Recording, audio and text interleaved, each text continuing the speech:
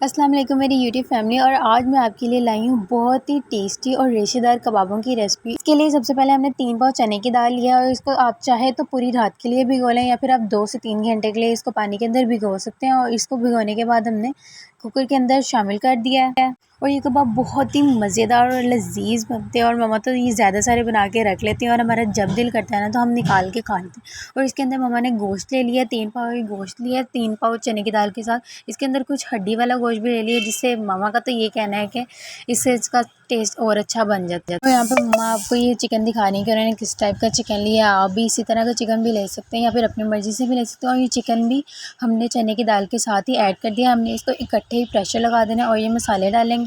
1 tablespoon हमने इसके अंदर सॉल्ट लिया है, स्पून ही इसके अंदर हमने हल्दी लिए, 1 टेबलस्पून ही सब सुर्ख मिर्चें और 1 टेबलस्पून गरम मसाले का लिया। और हमने अपने सारे मसाले इसके चिकन के साथ ही चिकन और चनों के साथ ही हमने ऐड कर दिए हैं।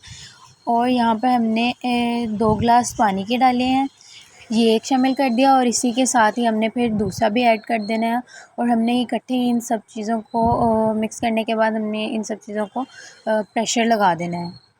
बहुत ही सिंपल और इजी सी रेसिपी है और बनने में भी ये बहुत ही टेस्टी बनती है। सबको माशाल्लाह से बहुत पसंद आती है मेरे मम्मा की हाथ की बनी हुई शामियाँ। जो बाज़ार की शामियाँ आती है ना उससे तो बहुत ही ज़्यादा अच्छी होती हैं, लाख दर्जे अच्छी होती हैं। वो तो पता नहीं किस तरीके से बनाते हैं, वो तो सिर्फ दाल ही डाल देते हैं मुझे लगता है, और इसके अलावा वो कुछ नहीं डालते। और इन सब चीज़ों को हमने कुकर पर रख के मीडियम फ्लेम पर हमने ये प्रेशर लगा दिया है।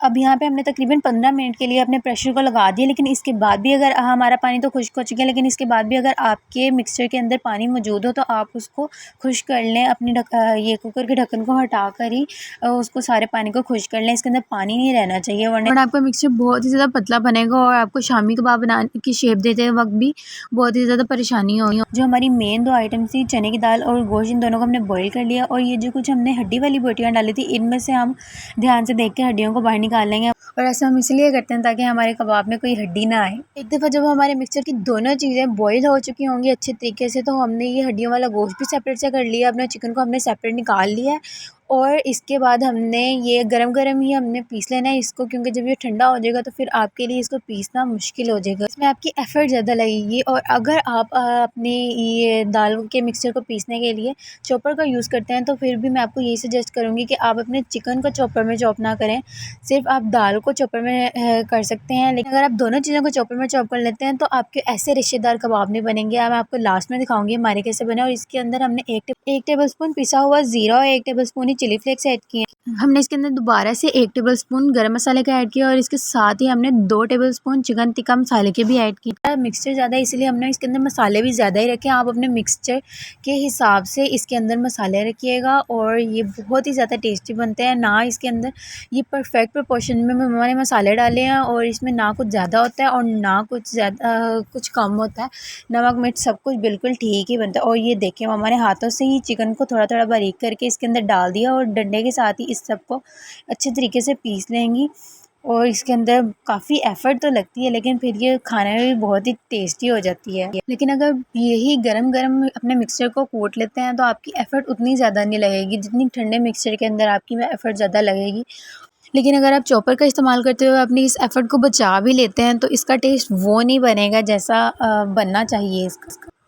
और ये देखिए मम्मा यहाँ पे कंटिन्यूसली इस मिक्सचर को डंडे के साथ मिक्स करती गई हैं। और ये देखें ये कितना रेशेदार बना और चिकन के सारे रेशे आपको नज़र आ रहे होंगे। ये देखें ये मम्मा आपको दिखाने की कोशिश कर रही हैं अच्छे तरीके से। और इसके अंदर अभी हमने अपनी वेजिटेबल्स वगैरह को ऐड करना है। हमने इसके अंदर अलग से प्याज, मिर्चें और ये धनिया वगैरह हमने ले लिया है। और ये देखें मम्मा ने प्याज को इस तरह बारीक बारीक चॉप करना स्टार्ट कर दिया है। और इसी तरीके से हमने अपनी सारी चीज़ों को अच्छी तरीके से चॉप करके अपने मिक्सचर के अंदर ऐड करना है।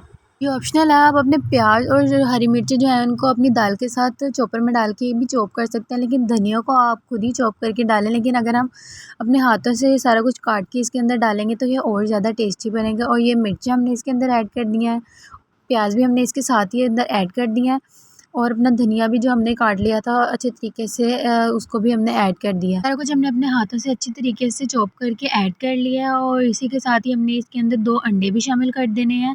ये हमने 1 अंडा शामिल कर दिया और इसी के साथ ही दूसरा अंडा भी हमने इसके अंदर शामिल कर दिया है। और इन सब चीज़ों को अपने हाथों से ही हमने अच्छे तरीके से मैश करके मिक्स कर लेना है। अंडे इसके अंदर हमने पहले ही शामिल कर दिए हैं, तो इससे हमारे जो कबाब है वो बहुत ही सॉफ्ट और जूसी बनेंगे।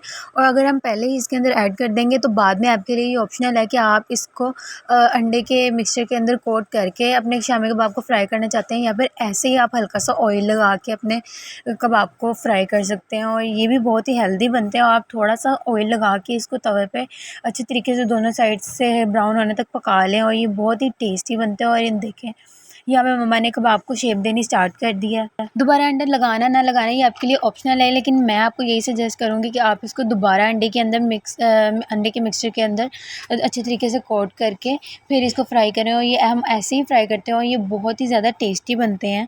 और ये देखें, ये मम्मा आपको शामी तोड़ के भी दिखा रही हैं कि कितनी ज़्यादा रेशेदार बनी है, क्योंकि मम्मा ने ये हाथ से ही चिकन और जो चने की दाल है इसको खुद ही अपने हाथों से मिक्स किया है। हमने किसी चॉपर का इसके अंदर इस्तेमाल नहीं किया। और ये देखें, ये काफ़ी ज़्यादा हम इकट्ठी बना कर रख लेते हैं, तो हम इस सब को फ्रीज़ कर लेते हैं। थोड़ा सा पानी अपने हाथ पर लगा के मम्मा ने कबाब को शेप देनी स्टार्ट कर लिया, और इन सबको ऐसे ही लाइन वाइज हम इसको रखते हैं। और इनके अंदर पार्टीशंस के लिए हम इसके ऊपर वो प्लास्टिक बैग्स जो होते हैं उसको काट कर लगा देते हैं, जिससे ये आपस में जुड़ती भी नहीं है। ऐसी ही और इजी, आसान और टेस्टी रेसिपीज़ के लिए हमारे चैनल को सब्सक्राइब करें और हमारी वीडियो को ज़रूर लाइक करें। टिकटॉक पर भी हमारे सेम ही नेम से अकाउंट है, टिकटॉक पर भी हमें फॉलो करें और यूट्यूब पर भी हमें सब्सक्राइब करें। Thank you. आप सब लोगों का बहुत बहुत शुक्रिया, और ये आप सबका प्यार ही है कि हमारा चैनल बहुत ही अच्छी प्रोग्रेस अब शो करने लग गया है। और ऐसे ही हमारे चैनल को प्यार देते रहिएगा। और ये देखें, हमने सारी जो हमारे कबाब थे उनको तैयार करके इसके अंदर पार्टीशंस के लिए हमारे प्लास्टिक बैग्स को लगाकर और इसके ऊपर ही सारी शामियों को लगा दिया, और ये आपस में जुड़ेंगी नहीं। इसके अंदर हमने 3 पाव चने की दाल और 3 पाव गोश्त लिया था, जिससे कि हमारी मीडियम साइज़ की अराउंड 57 हमारे कबाब बनकर तैयार हो गए। और ये इस कबाब का साइज़ जो था वो बाज़ार के कबाब से तो काफ़ी बड़ा ही था, ये उससे काफ़ी बड़ा ही होता है।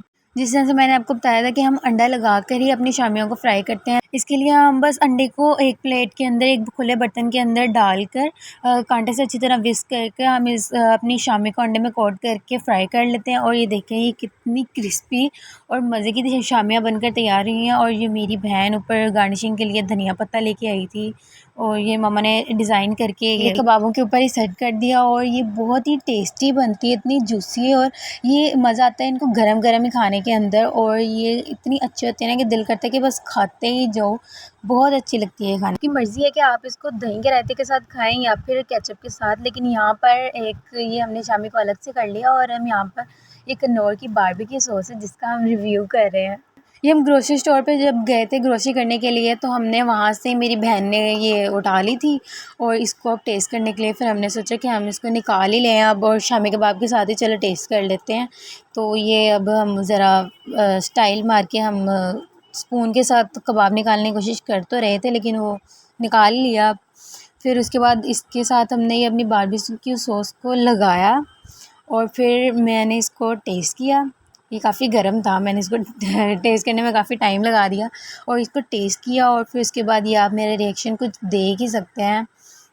ये जो सॉस थी ना कनौर की, ये अराउंड 200 कुछ पैसों की थी, और मुझे इसका टेस्ट कुछ समझ नहीं आया, तो ये मैं दोबारा से इसको अलग से टेस्ट करने की कोशिश कर रही हूँ कि मुझे शायद इसमें से कुछ समझ आ जाए। और जो मुझे समझ आया ना इसकी, ये बाद में इसको सिर्फ मुझे इसका टेस्ट एवरेज ही लगा। और ये फ्राई करने के बाद भी मम्मा आपको ये दिखा रही हैं, और ये देखें ये कितने मज़े के और रेशेदार कबाब बने हैं। और ये रिज़ल्ट सिर्फ आपके हाथ से ही, अगर आप इसको पीसेंगे तभी ऐसा रिज़ल्ट आएगा, अदरवाइज़ अगर आप चॉपर में करेंगे तो ये सारा कुछ मिक्स हो जाएगा और ऐसा रिज़ल्ट आपका नहीं आएगा।